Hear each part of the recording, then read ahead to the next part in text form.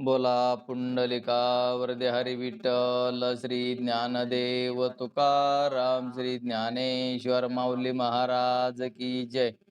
गोपाल श्री कृष्ण भगवान की जय. सच्चिदानंद रोहिदास भगवान की जय. सब संतन की जय. आत्मरूप गणेशु केलिया स्मरण होय सकळ विद्यांचे अधिकरण तेची वंदो चरण श्री सद्गुरुचे ते नमस्कारुणे आता गुरुर ब्रह्मा गुरुर विष्णू गुरुर्देव महेश्वरा श्री गुरु साक्षात परब्रह्मेन तस्मेन श्री गुरुरे नमः. आत्मरूप गणेशु केलिया स्मरण होई सकळ विद्यांचे अधिकरण तेची वंदो चरण श्री सद्गुरुचे ते नमस्कारुणे आता. ओम हंस ब्रह्मात्री दत्त नारायण लक्ष्मण बलभीम सख्यानंद शांतामाई बंडोबा केरोबा श्रीपाद रामदास नारायण रोहिदास भगवान की जय. सब संतन की जय. तर आपला कालचा पॉइंट तरंग 7वा आणि कालचा पॉइंट आहे 9वा पॉइंट आहे. तर 9व्या पॉइंटामधला ब्रह्मज्ञानी पुरुषांचा व्यवहार आणि निवृत्ती प्रधानच असला पाहिजे शंकेचे समाधान. तर याच्याबद्दल आपण कालच बोलत आलोत आणि आज पण असा तोच पाठ आहे. तर ज्ञानवानाचा ग्रंथी भेद झालेला असतो आणि अज्ञानाचा झालेला नसतो. आता ग्रंथी भेद म्हणजे काय हे आपल्या चांगलं ध्यानात आलेलं आहे.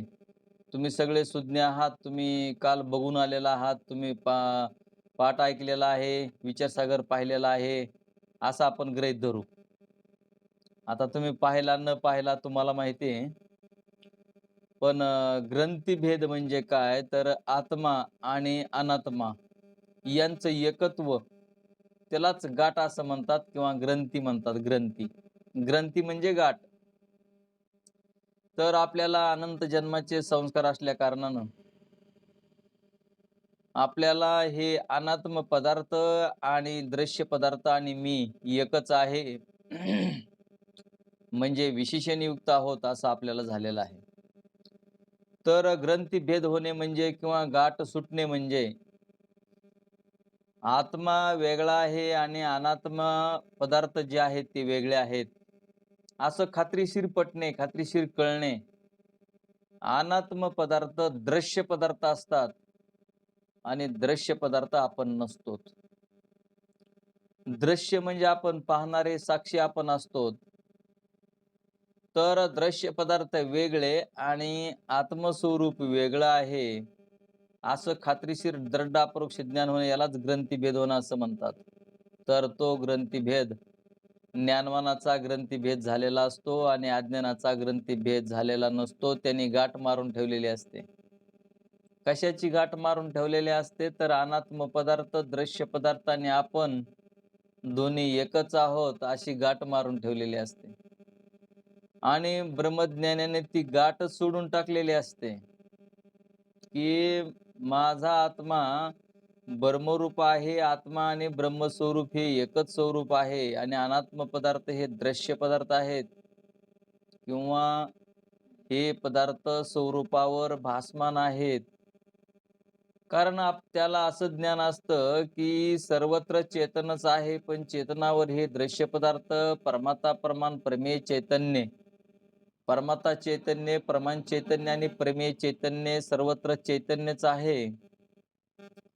पण चैतन्यावर हे सर्व भासमान, आता जे बी भासमान असन ते त्याच्या अज्ञानानं भासत आहे. म्हणजे स्वरूपाच्या अज्ञानानं भासत असलेलं ही जागृती, ती जागृती आपल्यावरच भासते, स्वप्न आपल्यावरच होतंय, सुसुप्ती आपल्यावरच येते म्हणजे स्वरूपावरच.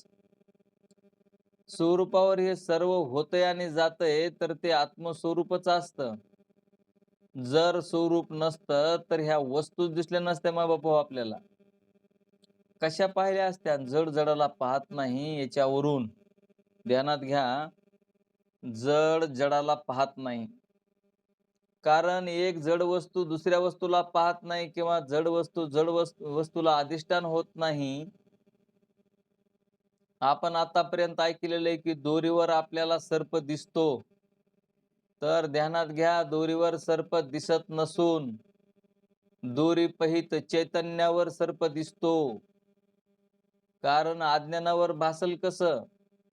तर दोरी पहित चैतन्य पण आहे तेथे आणि त्या चैतन्यावर व्यावहारिक दोरी आहे आणि प्रतिभाषिक सत्तावान अनिर्वचनीय असा सर्प तेथे निर्माण झालेला आहे.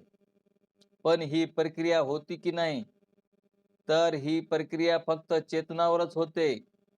चेतन जर नसतं तर दोरी न दिसली नसती न सर्प भासला नसता. तर ध्यानात घ्यायचं की आपल्याकडं परमात्मा चेतन म्हणजे जीव चेतन, इथून वरती बाहेर जाते म्हणजे परमान चेतन. वस्तू दोरी आहे, दोरीवर सर्प भासतोय, तर तिथं सुद्धा चेतनच आहे. चेतन जर नसतं तर व्यावहारिक ज्ञानच झालं नसतं. ज्या अर्थी व्यावहारिक सत्ता आहे त्या अर्थी परमात्मा आहे. ज्या अर्थी स्वप्न सत्ता आहे त्या अर्थी साक्षी आहे. ज्या अर्थी सुसुप्ती अवस्था आहे त्या अर्थी परमात्मा आहे. कारण हे सर्व जे कळायला लागलं ते आत्मस्वरूपावरच कळतं. आत्मस्वरूपाच्या सत्यानं जीवाला अंतकरणाच्या वरतीनं कळतं. बाकी सगळं जड असताना त्या परमात्म्याची लीला आहे प्रत्यक्ष परमात्मा आणि प्रत्यक्ष जगत. आता हे जे आपलं शब्द प्रमाण आहे आणि प्रत्यक्ष प्रमाण,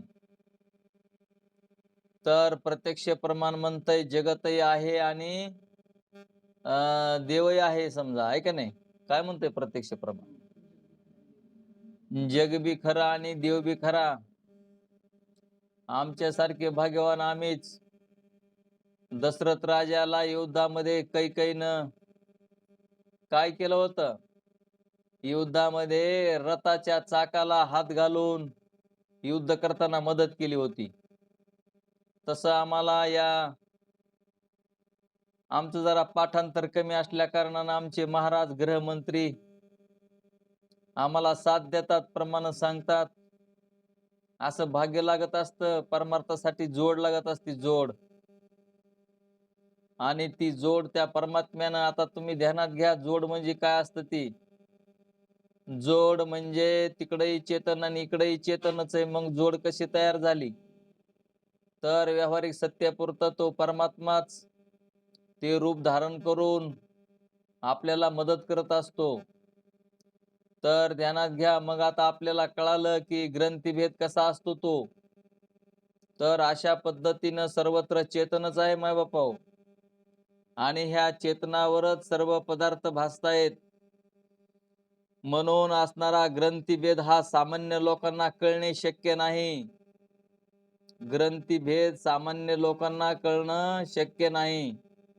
मुक्ताबाई, दीपक महाराज, ज्ञानेश्वर महाराज सगळ्यांनी दिसले पाहिजे. कारण तुम्ही काय ते चालू करून तुम्ही इकडं तिकडे गेले तरी पुन्हा काय करायचं आम्ही? तुम्ही पाठ ऐकता का नाही ऐकता कसं कळन मला?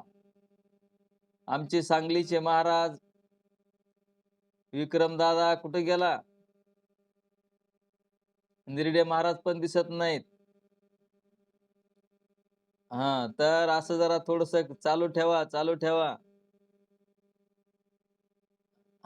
तर बघा, ग्रंथीभेद हा सामान्य लोकांना कळणे शक्य नाही. म्हणून कितीही समजूत घातली तरी ती न पटता ज्ञात्याच्या वर्तनाविषयी संशयकच राहतात.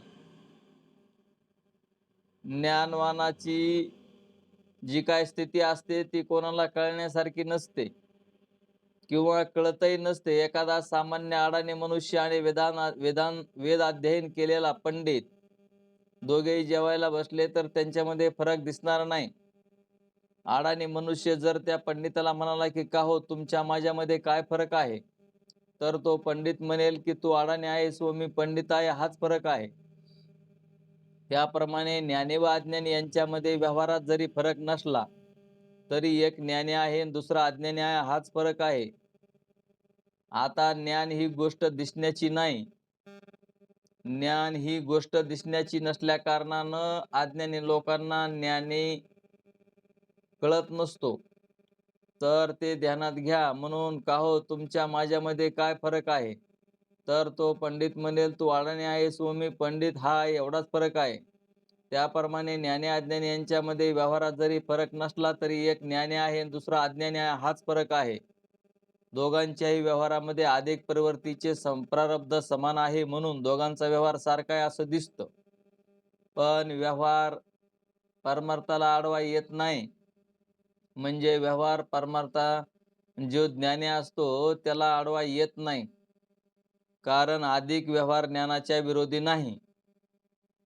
तर हे आम्ही मागे मोक्षाचा हेतू ज्ञान आहे या निरूपणाच्या प्रसंगी सांगितलेच आहे. सामान्य मूर्ख माणसांची विधी किंकर होऊन नियमाने वागणाऱ्या साधकावर हा पुरुष सिद्ध आहे अशी भावना होते व स्वच्छंदाने प्रारब्ध भोगणाऱ्या ज्ञात्याच्या ठिकाणी सिद्धबुद्धी होत नाही. हे अज्ञानी जीवाचे दुर्दैवच होय. माऊली ज्ञानोबरायाने अमृतानुभवाच्या नव्या प्रकरणामध्ये झाला स्वेच्छा विधी स्वर झाला समाधी दशेय मोक्ष रिद्धी बैसो धापे 34 क्रमांकाची ओवी आहे अमृतानुभवामधली. ज्ञानी हा चुकीचं वागत नसतो, निषेधाचं वागत नसतो म्हणून तो जसा वागेल जसं तो कार्य करल आणि तेच त्याची समाधी असते. त्याला कुठलाही प्रकारचा व्यवहार आडवा येत नाही. कारण तो त्यांना चुकीचा व्यवहार करायचाच नसतो. त्याच्यामुळे व्यवहार आडवा कसा येईल?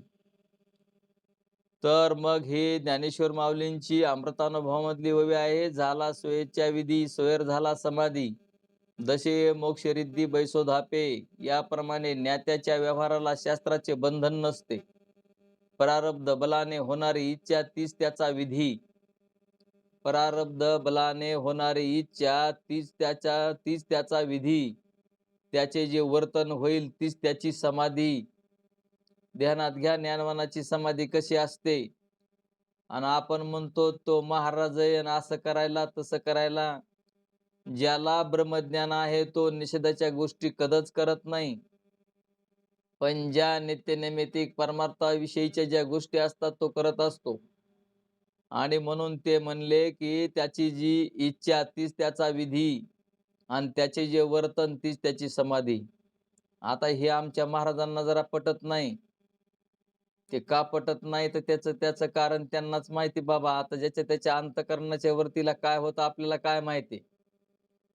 पण त्याचे म्हणजे ज्ञानवानाचं जे वर्तन असतं तीच त्याची समाधी. अशा ज्ञात्याच्या सहज स्थितीचे मोक्षाचे ऐश्वर्य हे त्यांचे बस्कर आहे. याप्रमाणे ज्ञात्याच्या व्यवहाराविषयी कुठल्याही प्रकारचे बंधन नसल्याचे अनेक संस्कृत आणि प्राकृत ग्रंथामध्ये वचने आहेत. ज्ञानवानाची लक्षणे ही साधकाने आपल्या ठिकाणी बांधून घेण्याकरता सांगितलेले असतात. ज्ञानवानाची लक्षणं कशा करता सांगितलेले असतात? आपल्या स्वतःच्या अंगी यावीत म्हणून सांगितलेले असतात. त्यांची परीक्षा करण्याकरता नसतात. आता माझ्यासारखे माणसं कमी बुद्धी असलेले, कमी विचार असलेले पण आम्ही परीक्षाच करायला निघतो कोणाची. तर परीक्षा करता नसून ती ज्ञानवानाची जी लक्षणं आहेत ती अंगी बांधून घेण्याकरता असतात. तर ध्यानात ठेवायचं ज्ञानवानाची लक्षणे ही साधकाने आपल्या ठिकाणी बांधून घेण्याकरता सांगितलेली असतात. ती त्यांच्या परीक्षेकरता नसतात. म्हणून ज्ञानवानाच्या वर्तनाविषयी कोणताही नियम करता येत नाही. जेव्हा सामान्य लोक ज्ञानवानाने निवृत्तीप्रधानच वागले पाहिजे. पण असणारे अज्ञानी लोक सामान्य लोक काय म्हणतात? तर ज्ञानवान असला तर त्यानं निवृत्तीप्रधानच वागला पाहिजे. म्हणजे त्यानं काहीच करायचं नाही म्हणतात त्यानं. मग आता त्या ज्ञानवानाचं जे शरीर आहे ते प्रारब्ध नाही का?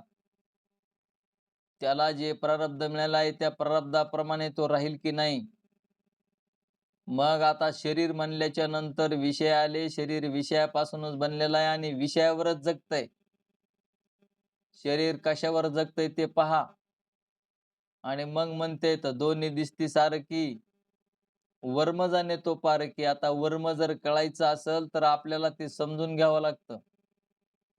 काय विद्या आहे, काय शास्त्र आहे, काय देव आहे हे न कळवून घेता आपल्याला काही माहित नसताना अज्ञानी माणसंच ज्ञानाचा म्हणले पेपर तपासतात.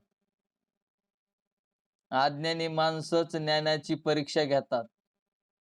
अज्ञानी माणसाने परीक्षा घेतल्यावर ज्ञानाला किती मार्क पडते? आता मला वाटतं किती मार्क पडते कुणास ठाव बाबा. कारण आता बरोबर असलं तरी चूकच म्हणून तिथं जर मार्क पडत असले, आवळाच मिळत असला तर काय सांगायचं? म्हणून ते म्हणतात, अज्ञानी माणसं म्हणतात, की निवृत्ती प्रधानच वागले पाहिजे. असे म्हणू लागले तेव्हा ते ऐकून तत्वदृष्टीस हसू आले आणि म्हणतोय, असो, याप्रमाणे प्रारब्ध भोगून भोग भोगून तत्वदृष्टीचे प्राण आत्मस्वरूपाच्या ठिकाणी लीन झाले. अशा पद्धतीनं तत्वदृष्टी मुक्त झालेला आहे. याप्रमाणे प्रारब्धाचे भोग भोगून तत्वदृष्टीचे प्राण आत्मस्वरूपाच्या ठिकाणी लीन झाले. ज्ञात्याच्या शरीर त्यागाविषयी देशकालाची अपेक्षा नाही. ज्ञात्याच्या शरीर त्यागाविषयी देशकालाची अपेक्षा नसते मायबाप हो. आता बघा, आपल्यातला एखादा जर समजा आता एखादा ज्ञानी महात्मा आहे आणि तो जर वारला, आता वारण्याचे मृत्यूचे कारण शरीराच्या प्रारब्धानुसार असतात. मग एखाद्याचा ऍक्सिडेंट होऊन मरला, एखादा काही काय आरडत ओरडत मरला, म्हणजे तुम्ही असं काही समजू नका की ब्रह्मज्ञानी असा कसा बी मरू शकतो. कारण ते शरीर आहे, त्या शरीराचा आणि ज्ञानाचा काही संबंध नसतो. शरीर हे वेगळं असतं आणि आत्मस्वरूप वेगळं असतं. ज्ञात्याच्या शरीर त्यागाविषयी देशकालाची अपेक्षा नाही. ज्याला ब्रह्मज्ञान झालेला आहे तो आमुष्याला मरो, पौर्णिमेला मरो, शनिवारी मरो, मंगळवारी मरो, आमुष्याला, एकादशीला मरो, द्वादशीला मरो, काय कोणत्या टायमाला शरीर पडल त्याचं काय देणं घेणं नाही. कारण शरीरच आपलं नाही अशी त्याची खात्री झालेली असते. ते म्हणे बघा ना, ते ब्रह्मज्ञान होतं म्हणले आणि त्याच्या डोळ्यातून पाणी येत होतं आणि ते रडत रडतच मेलेन. आता बाबा, ते शरीर आहे, शरीराला वेदना होत असतील तर अंतकरण अंतकरणाला सुखदुःख होत असन आणि मग त्याच्यामुळं ते रडत असन तर ते डोळ्याला पाणी येत असन आणि डोळ्याला पाणी आलेलं पाहून आपण डोळे म्हणजे काय ब्रह्मज्ञानी का? त्याचं शरीर म्हणजे ब्रह्मज्ञान का? काय नेमकं अंतकरण म्हणजे ब्रह्मज्ञान का? तर त्याची खात्री झालेली असते की हे अंतकरण मी नाही, हे देह मी नाही, डोळे माझे नाहीत, इंद्रिय माझे नाहीत. ही खात्री दृढापरोक्ष ज्ञान त्याला ग्रंथीभेद अगोदरच झालेला असतो. म्हणून त्याला देश कालाधिकाची अपेक्षा नाही. एखाद्याचा देह उत्तरायण काळात काशीसारख्या देशात पडो. एखाद्याचा देह म्हणले काशीमध्ये तीर्थक्षेत्रामध्ये उत्तरायणात जरी पडला, अगर दक्षिणायदी कालात चंडालाधिकाच्या घरात पडो. दक्षिणायन काल असला तरी चालतो, उत्तरायण काल असला तरी चालतं. ब्रह्मज्ञानाला कुठल्याही प्रकारचं बंधन नाही मृत्यूचं, म्हणजे त्याच्या शरीराचं, बरं का. कारण ब्रह्मज्ञानी म्हणजे तो मृत्यू त्याला नसतोच. मग त्याचं शरीर असतं ते मग काशीत पडो, उत्तरायणात पडो, दक्षिणायनात पडो, का आमुष्याला पडो, का पौर्णिमेला पडो, का कधी कोणत्याही. आता काय काय माणसं म्हणतात, काय माणूस बेकार होता बाबा शनिवारीच मेला, काय माणूस चांगला होता. एखादा माणूस आहे तुम्हाला सांगतो ऑलराऊंडर वागतो आणि सोमवारी एकादशीच्या दिवशी मरतो. माणसं म्हणतात काय माणूस आहे चांगलं, त्याला मरण आलं, सोमवारीच मेला. असं काही नाही. म्हणून तर आपली सगळी जी भानगड होती, गोंधळ होतोय ते कशामुळं? आपण सुद्धा सगळे नियम पाळून आपण भगवंताचं भजन करत असू तर आपल्याला कुठल्याही प्रकारचं काही हे देहाचं असतं सगळं. म्हणून ते म्हणले, एखाद्या देहभूमीवर सिद्धासन घालून मृत्यू येऊ का अगर शवासन घालून पडो त्याचा देह, त्याचप्रमाणे सावधपणाने ब्रह्मचिंतन करीत देहपात हो किंवा रोगाने व्याकळ होऊन हाय हाय असे शब्द करीत देहपात हो. वरील प्रमाणे कोणत्याही प्रकारे देहपात जरी झाला तरी ज्ञात्याचे बोधाशी त्याचा एकिंचितही संबंध नाही. माऊली ज्ञानोबरायाने ज्ञानेश्वरीच्या 8व्या अध्यायाच्या ब्रह्मवेत्या पुरुषाच्या देहपाताचा काही एक नियम करता येत नाही असे वर्णन केलेले आहे. 8व्या अध्यायामध्ये बघा वाचून, ज्याला ब्रह्मज्ञान झालेला आहे तो कशाही पद्धतीने त्याचं शरीर पडलं तरी त्याला बंधन नसतं. देह हे त्यांचे स्वरूप जर नाही आता तुम्ही सांगा त्याला ज्ञान आहे की नाही देह माझा नाही म्हणून? मग देहाचं प्रारब्ध असतं आणि त्या प्रारब्धानुसार मृत्यू येत असतो. तर ध्यानात घ्या म्हणले चोकोबा महाराज. चोकोबा महाराजांची कुठे आहे समाधी? पंढरपूरला आहे म्हणतात, नामदेव पायरीच्या पुढं. चोकोबा. तर त्यांची समाधी तिथं केली, पण त्यांचा मृत्यू कसा झाला? तर त्यांच्या अंगावर भीत पडून ते वारले वाटतं. अंगावर भीत पडले. आपण म्हणणार मग बघा कसला ब्रह्मज्ञानी होता, देवानं कसं संकट आणलं, भीतीखाली दडपूनच कसा मेला, असं आपण म्हणतो. तर शरीराचा नियम आहे की शरीराचं जसं प्रारब्ध असेल तसा मृत्यू होणार. ब्रह्मज्ञानाच्या शरीराचा मृत्यूचा काही एक संबंध येत नाही. कारण शरीर कशा पद्धतीने पडल ते काही सांगता येत नाही. निमित्त असतं ते. तर मग म्हणले आता बाकीच्यांचे देह सुद्धा कसे पडले ते बघा. बहुतेक संतांनी तर म्हणले दक्षिणानामध्ये देह ठेवले आणि आमुष्याला सरासरी देह ठेवले. तर पुढे त्याचं वर्णन आहे. तरी आता देह अथवा असो अथवा जावो, राहावा अथवा जावो, आम्ही केवळ वस्तूची आहो, काजे दोरी सरपत व्हावं दोरीची कडोनी. या 248 या वहीपासून ते 255 वहीपर्यंत ज्ञानोबरायाने ब्रह्मवेत्या पुरुषाच्या देहपाताला काही एक नियम नाही असं वर्णन केलेलं आहे. त्याला ते उदाहरण असे देतात की आणि हा गा घटू जेवेळी फुटे. आता घटाचं उदाहरण घेतलेलं आहे, ध्यानात घ्या. ज्या वेळेस घट फुटतो त्यावेळी तेथेचे आकाश लागे नीट वाटे, वाटा लागे तरी गगना भेटे एरवी चुके. आता घट फुटला तर घटातला आकाश महाकाशाशी एकरूप असतं का नसतं? आता घट फुटला म्हणजे त्याच्यातलं आकाश कुठं कुंकड इकडं तिकडं जाईल का? तर ते आकाश तिथंच असतं आणि त्या महाआकाशाशी एकरूपच असतं. माऊली ज्ञानोबरायांची ववी आहे, जरा चांगली ध्यानात घ्या. अशा पद्धतीने आपला देह पडल्याच्या नंतर आपल्यातलं जे चैतन्य आहे ते आपण देह पडायच्या अगोदरच त्या चैतन्याशी एकरूप करून टाकलेलं आहे. आता एकरूप करून टाकलंय का एकरूपच आहे. तर आपण कळवून घेतलेलं आहे की माझं चैतन्य म्हणजे जीव चैतन्य हे आत्मस्वरूपाचं जीव चैतन्य बनलेलं आहे. मग आता ह्याचा जीव म्हणून आहे, तो जीव म्हणून राहिलेला नसतो, तो आत्मस्वरूपच झालेला असतो. आणि आत्मस्वरूप हे ब्रह्मस्वरूपाशी एकरूपच असतं. त्याला खंड नाही कोठे. मग जसं गाडगं म्हणजे घट जर फुटला तर घटातला आकाश तिथल्या तिथंच राहून ते महाआकाशाशी एकरूप झालेलं असतं. तसं ब्रह्मज्ञानाचा देह पडला तरी देहामधलं जे चेतन असतं ते चेतन आणि ब्रह्मस्वरूपाचं जे चेतन आहे, आत्मचेतन आणि ब्रह्मचेतन हे एकरूपच आहे मूळचंच. फक्त त्यांचा ग्रंथीभेद झालेला असतो. त्यांची वासना शिल्लक राहिलेली नसते. आणि हे कार्य फक्त परमात्माच करू शकतो, दुसरं कोणीही करू शकत नाही. ज्याच्यावर त्या परमात्म्याची कृपा झाली, ज्या सद्गुरूंना आवरून दोष काढला आणि आपल्याला खात्रीशीर कळलं की माझा आत्मा ब्रह्मरूप आहे. तर असा ग्रंथीभेद असणारा ज्याचा झालेला आहे, त्याला जन्म मृत्यू हे काही करू शकत नाही. म्हणून तर ते एकनाथ महाराजांनी काय प्रमाण दिलं? महाराज आमचे गृहमंत्र्यांना आठवण झालं का? झोपी गेले का? एकनाथ महाराजांचं प्रमाण आहे ना, संचित क्रियामान प्रारब्ध नाही भक्ता नाही जाण. काय काय प्रमाण आहे ते? संचित क्रियामान प्रारब्ध हरिभक्ताशी आ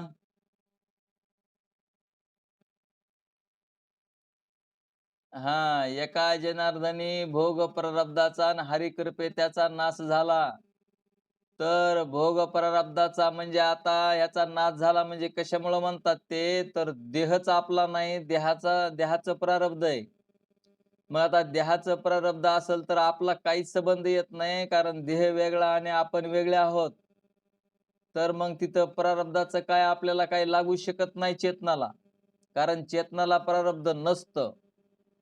प्रारब्ध असतंय देहाला आणि देहाचं प्रारब्ध मग आपल्याला त्याच्याशी काही देणं-घेणंच नाही. म्हणून माऊली ते एकनाथ महाराजांनी तसं प्रमाण दिलेलं आहे. एका जनार्दनी भोग प्रारब्धाचा आणि हरिकृपे त्याचा नाश झाला. हरीची कृपा होणे म्हणजे आपण हरी स्वरूप आहोत असं कळणे. तर मग ते ध्यानात घ्या. या उदाहरणावरून म्हणजे आणि हा गा घटू जे वेळी फुटे ते वेळी तेथीचे आकाश लागे नीट वाटे वाटा लागे तरी गगना भेटे एरवी चुके. या उदाहरणावरून ब्रह्मवेत्या पुरुषांच्या देहत्यागाला कोणत्याही प्रकारचे देशाचे अगर कालाचे बंधन नाही. ह्या वारकरी संप्रदायात शब्द लिहिलेला आहे. वारकरी संप्रदायामध्ये आनंद संप्रदाय, प्रकाश संप्रदाय, चेतन संप्रदाय आणि स्वरूप संप्रदाय या 4 संप्रदायाला मिळून वारकरी संप्रदाय असं म्हटलेलं आहे. वारकरी संप्रदायातील बहुतेक संतांनी दक्षिणायनातच देह ठेवलेले आहेत. बघा आषाढ वद्य त्रयोदशी नामदेवराय, आषाढ अमावस्या सावतामाळी, कार्तिक वद्य त्रयोदशी ज्ञानेश्वर महाराज याप्रमाणे दक्षिणायनातच देह ठेवलेले आहेत. म्हणजे आपल्या ज्ञानवानाचा देह असाच पडला पाहिजे, तसाच पडला पाहिजे, अगर ह्या दिवशीच झालं पाहिजे, त्या दिवशीच नाही झालं पाहिजे असं वगैरे काही नाही. ब्रह्मवेत्याला, ब्रह्मज्ञानाला असं काही लागू पडत नाही. मग ते पडतं उपासना करणाऱ्याला, तर ते सुद्धा पुढे येतंय उपासना करणारा कुणी केली. तसे पाहिले या महात्म्याने स्वेच्छेने समाधी घेतल्या. पण आम्हाला एवढे सांगायचे आहे की ब्रह्मवेत्या पुरुषांच्या देहपाताला देशाच्या अगर कालाचे बंधन असत नाही. कारण ज्या काली ज्ञानाने अज्ञान निवृत्ती झाली त्याच काली ज्ञानी मुक्त झालेला आहे. अज्ञानाची निवृत्ती ज्या दिवशी झाली आणि त्याच दिवशी तो ज्ञानी मुक्त झालेला असतो. त्याची मुक्ती देशकालाधीन नाही. ब्रह्मज्ञानाची मुक्ती देशाच्या कालाच्या अधीन नाही. म्हणून तत्वदृष्टीच्या देहपाताचा देशकाल सांगितला नाही. तत्वदृष्टी कसा मुक्त झाला आणि कसा देह पडला त्याचा देशकाल वगैरे सांगितला नाही. त्याचप्रमाणे मुमुक्षुला ज्ञान प्राप्तीकरिता श्रवणादी साधने करण्याला देशकालाची अपेक्षा नाही. त्याप्रमाणे मुमुक्षुला ज्ञान प्राप्तीकरिता सर्वानैतिक साधने करण्याला देशकालाची अपेक्षा नाही. तुम्ही कधी करू शकता. श्रवण मनन निधिध्यासन तत्वम पदार्थ शोधन. मात्र उपासक जे असतात ते, आता उपासक म्हणजे कोण होते तर भीष्माचार्य. भीष्माचार्य हे उपासक होते. उपासकाला मात्र देशकालाची अपेक्षा आहे. मग हे भीष्मादिक हे ज्ञानी असूनही अधिकारी असल्यामुळे त्यांनी उतरण्यातच देह ठेवला. त्यांना बघा जे उपासना करतात का त्यांच्यासाठी नियम असतो, नियम. मग बघा भीष्मादिक हे ज्ञानी असूनही अधिकारी असल्यामुळे त्यांनी उतरण्यातच देह ठेवला. भीष्म, वशिष्ठ, ज्ञानेश्वर महाराज, तुकाराम महाराज इत्यादी महात्मे हे अधिकारी असल्यामुळे स्वइच्छेने कल्पंतापर्यंत वाटेल त्या ठिकाणी भीष्म, वशिष्ठ, ज्ञानेश्वर महाराज, तुकाराम महाराज इत्यादी महात्मे अधिकारी असल्यामुळे स्वइच्छेने कल्पंतापर्यंत वाटेल त्या ठिकाणी देह धारण करू शकतात. त्यांच्या जन्माला अगर मरणाला बंधन नाही. तात्पर्य ज्ञानवानाला जन्म मरणाची भ्रांती नसल्यामुळे प्रारब्धानुसार त्यांचे व्यवहार होतात. प्रारब्ध संपले की त्यांचा देह पडतो. या दृष्टीने तत्वदृष्टीच्या देहपाताविषयी देश कालाधिक काही सांगितलेला नाही. तर ध्यानात ठेवा. विक्रमदादा कुठे गेला? विक्रमदादा सांगलीचे महाराज दिसनात. निर्डे महाराज कुठेतरी गेले. दीपक महाराज बाहेर गेले का? तर उपासकाच्या शरीर त्यागाचा प्रकार. ज्ञानी पुरुषाला शरीर त्यागाकरिता उत्तम देशकालाधिकाची अपेक्षा नाही. हे वर सांगितलेले आहे. पण उपासकाला मात्र उत्तम देश, उतरण्याआधी उत्तम काल, जर शरीर त्यागाच्या वेळी असेल तरच त्याला उपासनेचे फल मिळतं. मग आता उपासना करायची का ज्ञान करून घ्यायचं हे ज्याची त्याने ठरवा. मग आता त्याचबरोबर पूर्वी ज्याचे ध्यान केले असेल त्या ध्येयाची स्मृती म्हणजे उपासना कशी करायची ते सांगतात. त्याचबरोबर पूर्वी ज्याचे ध्यान केले असेल त्या ध्येयाची स्मृती व ध्येय जे ब्रह्म त्याच्या प्राप्तीच्या मार्गाची स्मृती पाहिजे. कारण मार्गाचे चिंतन ही एक उपासनेचे अंग आहे. तसेच सिद्धादी आसनादिकाची दीर्घकाल अपेक्षा आहे.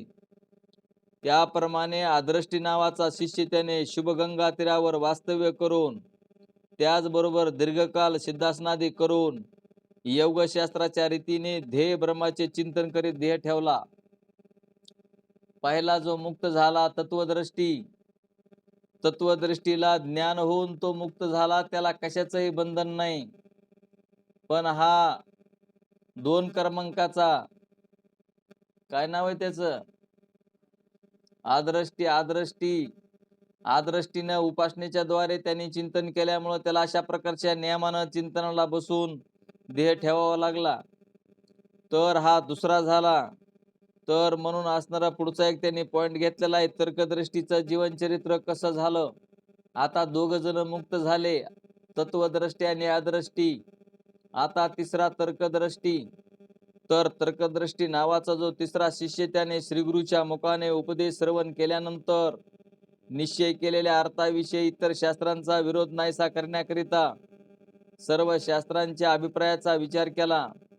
त्यावरून त्याचा असा निश्चय झाला की सर्व शास्त्राचे परम प्रयोजन मोक्ष हे आहे व मोक्षाचे साधन जीवब्रह्म ऐक्य ज्ञान आहे. सर्व शास्त्राचं सार काय आहे तर परम प्रयोजन सकल दुःखाची निवृत्ती आणि परमानंदाची प्राप्ती. पण सकल दुःखाची निवृत्ती आणि परमानंदाची प्राप्ती कोणत्या साधनानं होतं तर जीवब्रह्म ऐक्य ज्ञानाच्या साधनानं सकल दुःख निवृत्ती आणि परमानंदाची प्राप्ती होते.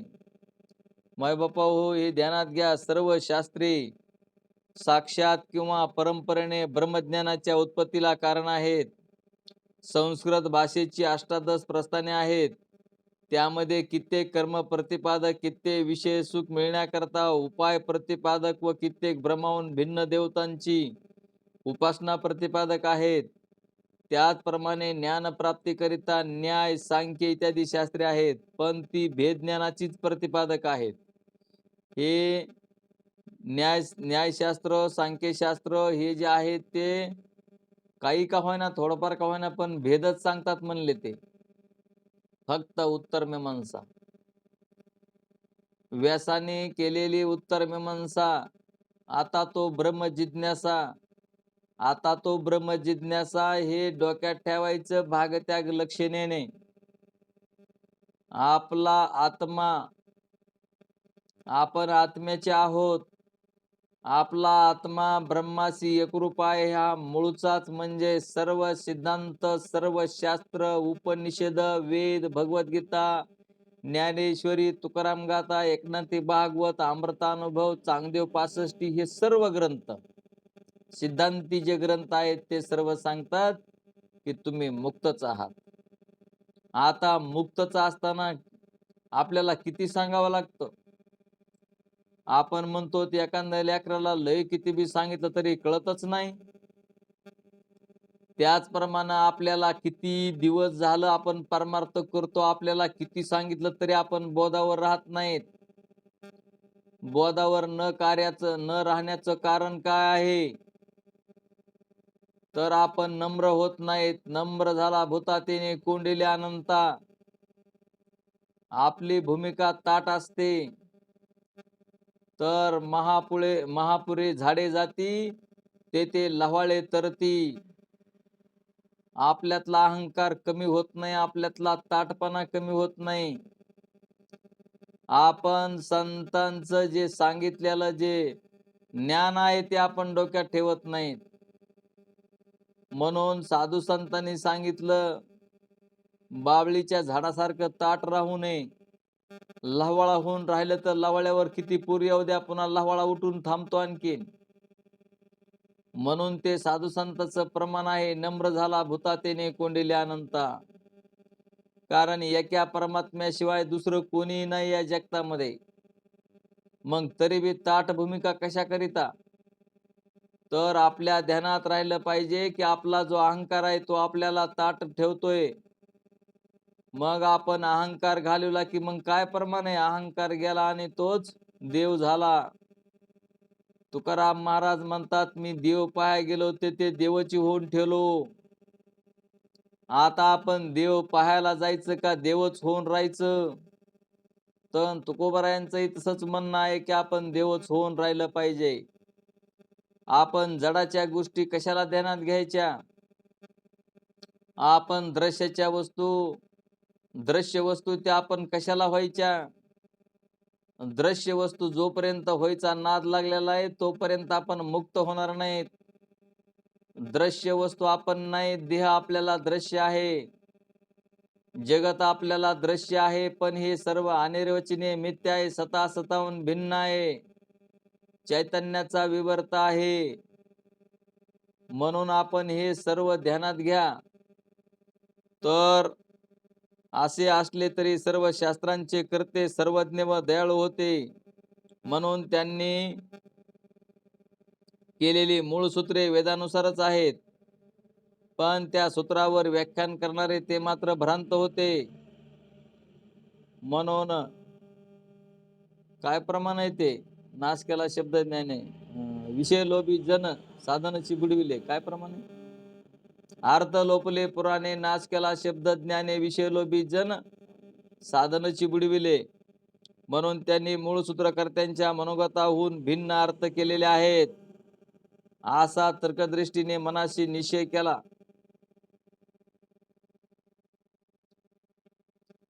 तर विद्येची अष्टादश प्रस्थाने 12वा पॉइंट आहे. हॅलो, हा, कोण काय म्हणते का? नाही, टाइम आहे. विद्येची अष्टादश प्रस्थाने, 4 वेद आणि 4 उपवेद, 6 वेदांची अंगपुराणे, न्याय, मीमांसा व धर्मशास्त्र असे हे वैखरी वाणीरूप विद्येचे अष्टादश भेद आहेत. त्या भेदासच प्रस्थान म्हणतात. विद्येची अष्टादश प्रस्थाने, 4 वेद, 4 उपवेद, 6 वेदाची अंगपुराणे, न्याय, मीमांसा आणि धर्मशास्त्र हे वैखरी वाणीरूप विद्येचे अष्टादश भेद आहेत. त्या भेदासच प्रस्थान म्हणतात. 4 वेद, एक ऋग्वेद, दुसरा यजुर्वेद, तिसरा सामवेद आणि चौथा अथर्ववेद. तर प्रत्येक हे 4 वेदाची 4 महावाक्य आहेत. 4 वेदाची 4 महावाक्य आहेत. पहिला ऋग्वेद, ऋग्वेदाचं महावाक्य आहे प्रज्ञानम ब्रह्म.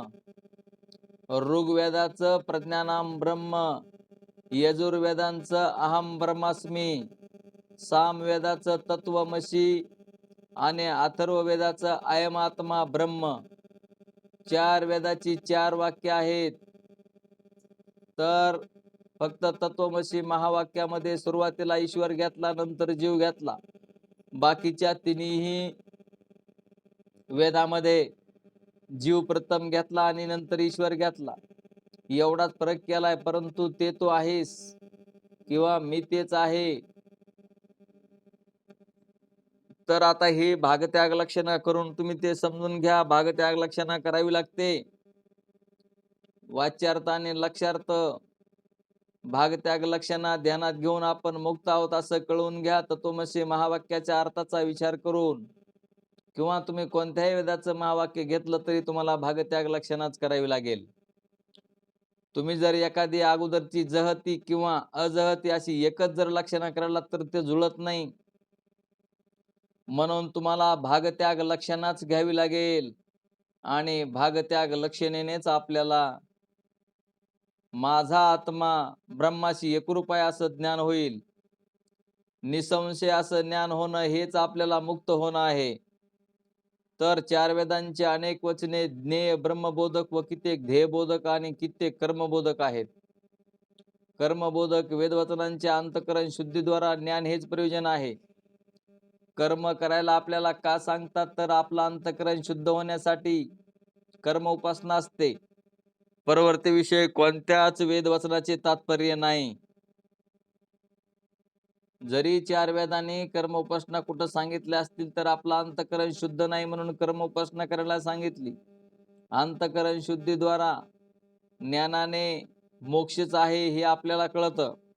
फक्त जीवाच्या ठिकाणी असलेल्या निषिद्ध कर्म प्रवृत्तीपासून त्याला परावृत्त करणे हे तात्पर्य आहे. आभिचार कर्म प्रतिपादक जो अथर्ववेद त्याचेही निवृत्तीमध्ये तात्पर्य आहे. ते असे की शत्रूला मारण्याकरता तयार झालेल्या पुरुषाने इतर काही आडमार्गाने मारण्यापेक्षा त्याकरिता शयनयाग सांगितलेला आहे. अशा रीतीने शत्रूला मारण्याकरता जो शयनयाग सांगितला, त्या शयनयाग रूपी कर्माला अभिचार कर्म असं म्हणतात. फक्त शत्रूला मारण्याची इच्छा असेल त्याने इतर काही वेडेवाकडे उपाय करू नयेत हे सांगण्याकरिता शयनयाग करण्यास सांगितलेला आहे. शत्रूला मारण्याच्या इतर उपायापासून त्याला परावृत्त करणे एवढेच तात्पर्य आहे. म्हणून वेदाचे मनोगत प्रवृत्ती विषय नाही. म्हणून वेदाचं मनोगत प्रवृत्ती विषय नसून प्रवृत्ती ही द्वेषाने होत असते.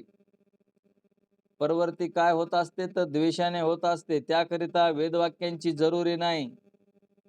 वेदवाक्ये ही जीवाला निषिद्ध विषयापासून निवृत्त करीत असतात. वेदवाक्ये ही जीवाला निषिद्ध विषयापासून निवृत्त करीत असतात. म्हणून अथर्व वेदाचे देखील निवृत्तीविषय तात्पर्य आहे. अथर्व वेदाचे देखील निवृत्तीविषयी तात्पर्य आहे व बाकीच्या तिन्ही वेदातील कर्मबोधक वाक्याचा अंतःकरण शुद्धीद्वारा ज्ञानप्राप्तीमध्ये उपयोग आहे. तर कर्म उपासना आपल्याला का सांगितली, तर आपलं फक्त अंतःकरण शुद्धी व्हावी एवढाच हेतू आहे शास्त्राचा. नाहीतर तुम्हाला श्रवण मनन निध्यासन तत्व पदार्थ शोधन हेच करायला सांगितलं आणि ज्ञान समजून घेऊन तुम्हाला मुक्त व्हायला सांगितलं.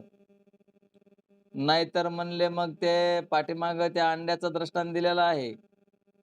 जोपर्यंत ती पिल्ली कवळे असतात, त्यांचे पंख कवळे असतात, तोपर्यंत आपण जर कर्म उपासनेमध्ये जर रत झालो, तर आपले ते पंख जळून जाऊन मग त्या पिल्ल्याची जर पंख जळाली तर ती कशी जिवंत राहतील. त्याच्यामुळं ध्यानात ठेवायचं की असणारं ज्याला कळायला सुरुवात झालेली आहे त्याने कर्म उपासना करण्याची जरुरी नसून आपल्याला ज्या असंभावना आणि विपरीत भावना होतात तेच आपल्याला करायला सांगितलं, तेच घालवायला सांगितलं. ते कशाद्वारे घालवायचं, तर श्रवण मनन निध्यासन तत्व पदार्थ शोधन एवढीच क्रिया बार बार करायला सांगितलेली आपल्याला. तेच पाहायला सांगितलं, म्हणजे ज्ञानच समजून घ्यायला सांगितलं आणि त्या ज्ञानानंच आपल्याला मोक्ष आहे असं कळत असतं. म्हणून आपली प्रवृत्ती जर बाकीकडे जाईल तर आपण मुक्त होणार नाहीत. म्हणून कर्म उपासनेच्या नादी जास्त न लागता जे अधिकारी आहेत, जे मुमुक्षु आहेत, त्यांच्यासाठी शास्त्रानं श्रवण मनन निध्यासन तत्व पदार्थ शोधन एवढंच सांगितलेलं आहे. तर त्याच्यामुळं ध्यानात घ्या. तर आपण अशा पद्धतीनं श्रवण मनन निध्यासन करून आपण मुक्त आहोत असं कळून घ्यावं. तर त्याच्या पुढचा पॉइंट आहे, 4 उपवेद आहेत म्हणले. 4 उपवेदामध्ये आयुर्वेद, धनुर्वेद, गांधर्व वेद आणि अथर्ववेद याप्रमाणे 4 उपवेद आहेत. 4 मुख्य वेद झाले. आता हे 4 उपवेद आहेत. आयुर्वेदाचे कर्ते ब्रह्मा प्रजापती, आयुर्वेदाचे कर्ते ब्रह्मा प्रजापती, अश्विनी कुमार, धन्वंतरी इत्यादी आहेत. चरक, वाघ, भट्टादी चिकित्सा शास्त्रे ही आयुर्वेदांतर्गतच आहेत. वात्स्यायन कृत कामशास्त्र ही आयुर्वेदांतर्भूतच आहे. कारण कामशास्त्राचा विषय बाजीकरण, स्तंभन आदी चरकाधिकांनी सांगितलेला आहे. आयुर्वेदाचा वैराग्योत्पत्ती विषयीच अभिप्राय आहे. कारण आयुर्वेदाच्या रीतीने औषध घेतले असता रोगाधिकांची निवृत्ती झाली तरी पुन्हा ते उत्पन्न होतात. म्हणून रोगाला लौकिक उपाय तुच्छ वाटतात. अशा रीतीने आयुर्वेदाचा वैराग्योत्पत्ती विषयी अभिप्राय आहे. तसेच वैद्याने औषधदान केल्यामुळे, जर डॉक्टरनं औषधाचं दान केलं, तसेच वैद्याने औषध दान केल्यामुळे त्याला अंतःकरण शुद्धीद्वारा ज्ञान हेच फल मिळतं. तर अशा पद्धतीनं हा अभ्यास आहे. तर आपण आजचा झालेला पाठ सद्गुरू सच्चिदानंद रोहिदास बाबांच्या चरणी अर्पण करून, बोला पुंडलिका वरदे हरी विठ्ठल श्री ज्ञानदेव तुकाराम श्री ज्ञानेश्वर माऊली महाराज की जय. गोपाल श्री कृष्ण भगवान की जय. सच्चिदानंद रोहिदास भगवान की जय. सब संतन की जय. विश्वात्मके देवे येणे वागेज्ञ तोसावे, तोसो निमज द्यावे पसाय दान हे. जे कळांची व्यंकटी सांडो, तया सत्कर्मी रती वाढो. भोवता परस्परे पडो मैत्र जीवांचे, दुरितांचे तिमिरे जावो. विश्व स्वधर्म सूर्य पाहो, जो जे वांचिल तो ते लाहो प्राणी जात. वर्षत सकळ मंगळी, ईश्वर निष्ठांची मांदियाळी. अनवरत भूमंडळी भेटो तया भूता. चला कल्पतरुचे आरव, चेतना चिंतामणीचे गाव. बोलते जे अर्णव पियुषांचे, चंद्रमे जे आलंचन. मार्तंड जे तापहीन, ते सर्वाई सदा सज्जन सोयरे होतू. किंबहुना सर्व सुखी, पूर्ण होऊन ती लोकी. भजे ज्वादे प्रखी अखंडित, आणि ग्रंथोपजीवे. विशेषी लोकीये, द्रष्टा द्रष्ट विजय हुवावे जी. एत मने श्री विश्वेश्वरावो, हा होईल दान पसावो. येणे वरे ज्ञान देवो सुखिया झाला. नेवरे ज्ञान देवो सुखिया झाला. नेवरे ज्ञान देवो सुखिया झाला. शांती शांती शांती.